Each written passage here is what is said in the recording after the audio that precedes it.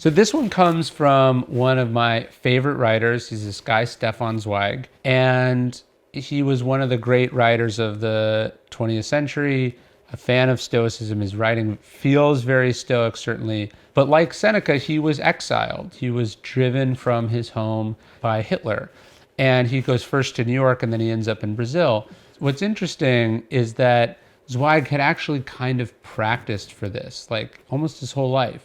He had always been a traveler, and he picked up this exercise where he would go through, and when he would get to a new place, he would go like, what is it like if I just washed up in this town and I had to rebuild my life? How would I do it? So he'd go around, he'd find a place to live, he'd find a job to apply for. It was a sort of an exercise very similar to kind of Seneca's practicing poverty, but it was about familiarizing himself with this thing that is really intimidating and scary to lots of people. It's like, I like my life, I like my job, I like my routine, I like my house, I like my place. It would be scary to have to move to Cleveland and start over, right?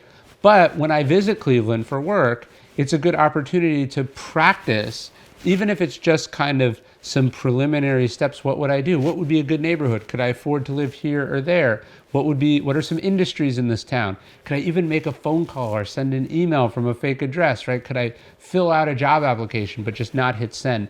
The point is to go into 2020, like James Altucher starts every year with an article says, this is the year you should quit your job. Well, let's not take it that far, but let's think about this exercise in terms of like, what if you got fired in February 2020?